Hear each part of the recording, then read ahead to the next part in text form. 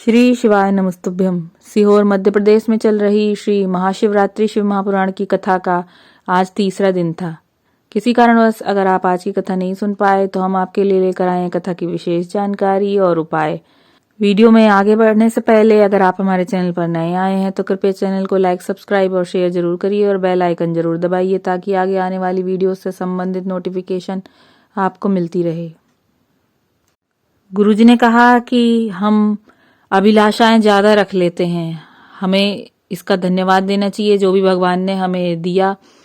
अच्छा घर परिवार, बच्चे, पति पत्नी, जो भी भगवान ने दिया उसका धन्यवाद देना चाहिए, लेकिन उसकी बजाय हम अभिलाषाएं ज्यादा रख लेते हैं। उसका धन्यवाद देने की बजाय हम उससे शिकायत करते हैं। आज की कथा में सुनीता जी का पत्र आया था। उन्होंने बताया कि उनके पति कई वर्षों से रेलवे की तैयारी कर रहे थे किंतु सफलता नहीं मिल पा रही थी। फिर उनकी पत्नी ने पशुपति व्रत किया और भगवान भोलेनाथ जी को शहद लगा के बेलपत्र समर्पित की और भगवान से प्रार्थना की कि उनके पति की रेलवे में नौकरी लग जाए।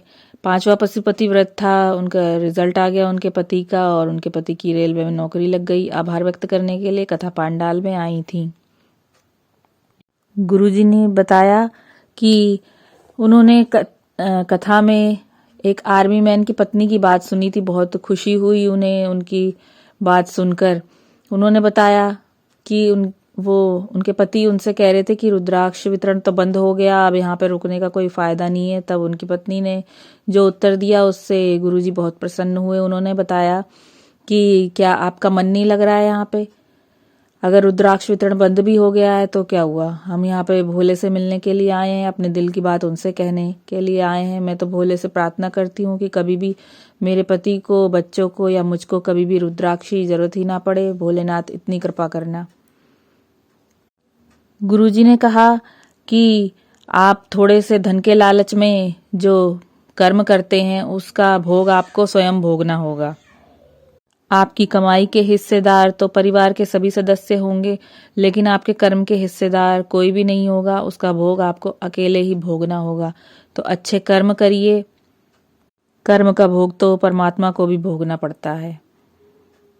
आज कथा में गुरुजी ने बताया कि उनसे लोग कहते हैं कि हम तो शंकर भगवान पर जल चढ़ाते हैं, फिर भी हम पर इतना कष्ट है। इसका उत्तर देते हुए गुरुजी ने बताया कि जो अब दुख कष्ट हम पर आ रहे हैं वो हमारे पूर्व जन्म का फल है।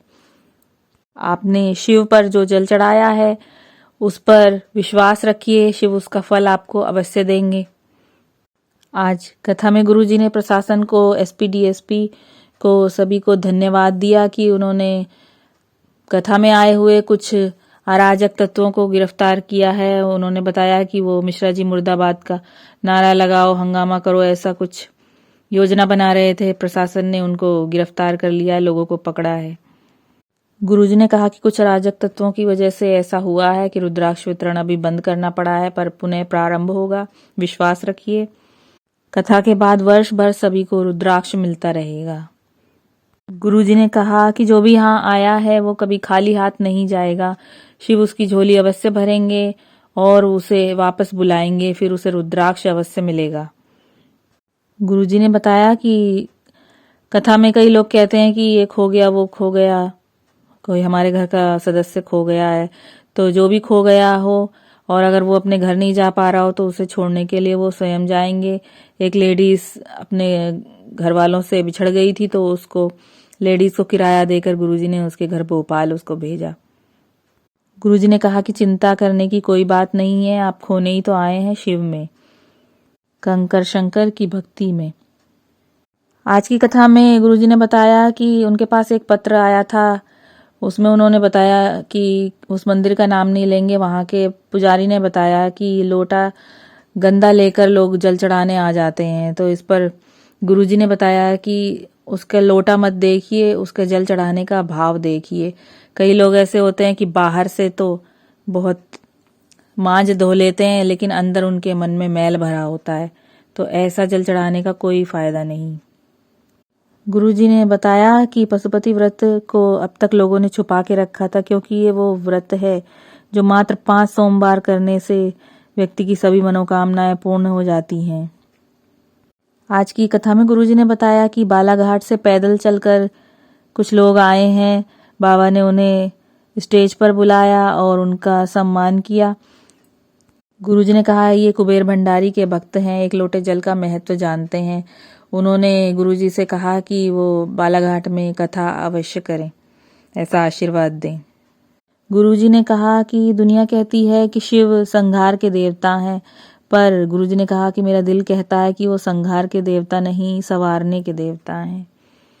आज की कथा में एक पत्र आया था, उन्होंने बताया कि उनकी बेटी का एक्सीडेंट हो गया था, बचने की कोई उम्मीद नहीं थी। 1 महीने तक आईसीयू में कोमा में रही, सिर्फ उसकी आंखें खुलती थी और ना तो शरीर काम करता था, ना हिलडुल पाती थी। खाने पीने के लिए नली लगी हुई थी। फिर डॉक्टर ने उसको घर भेज दिया था। दिन भर बिस्तर पर पड़ी रहती थी, हिलती डुलती नहीं थी। 2015 से 2021 तक पलंग पर पड़ी रही। फिर उनकी माता श्री ने शिव महापुराण की कथा सुनी और शिवरात्रि पर उन्होंने 7 बेरों का उपाय किया अपनी बच्ची के लिए।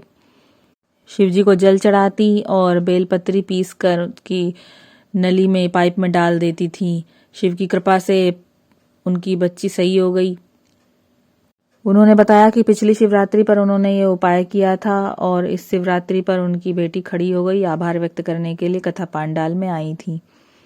आज की कथा में गुरुजी ने बताया कि जल का बहुत महत्व है।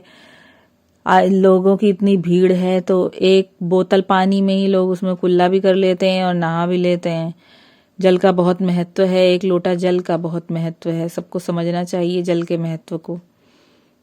गुरुजी ने कहा कि दुनिया में केवल एक माँ ऐसी होती है जो बच्चे को संस्कार देती है, उसे विद्वान बनाती है। पिता केवल धन कमा कर लाकर दे सकता है, लेकिन उसको संस्कार और विद्वान बनाना एक माँ का कार्य होता है।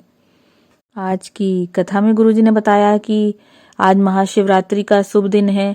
आज ही के दिन ब्रह्मा विष्णु जी के समक्ष में शिवलिंग प्रकट हुआ था, तो आज शिव का प्राकट्य दिवस भी है और आज ही के दिन माँ उमा की भगवान शिव के साथ विवाह हुआ था, तो आज उनका विवाह का दिन भी है। आज ही के दिन 2 महान घटनाएं हुई थी, इसीलिए इस शिवरात्रि को महाशिवरात्रि के रूप में मनाया जाता है।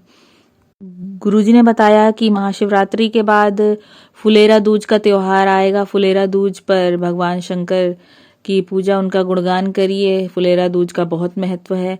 गुरुजी ने बताया कि फुलेरा दूज पर जो दान किया जाता है उसका फल कभी क्षीण नहीं होता, उसका पुण्य कभी क्षीण नहीं होता है। गुरुजी ने बताया कि फुलेरा दूज पर धतूरा, मदार और शमी पत्र का बहुत महत्व है। आगे की कथा में वो वर्णन करेंगे इसके बारे में, भाव जब मिलेगा। गुरुजी ने बताया कि मदार और शमी पत्र एक ऋषि पुत्र और पुत्री थे। इसके बारे में वो आगे की कथाओं में वर्णन करेंगे। तो ये थी आज की कथा की विशेष जानकारी और उपाय। आशा करती हूँ कि वीडियो आपके लिए उपयोगी रहा होगा। हर हर महादेव।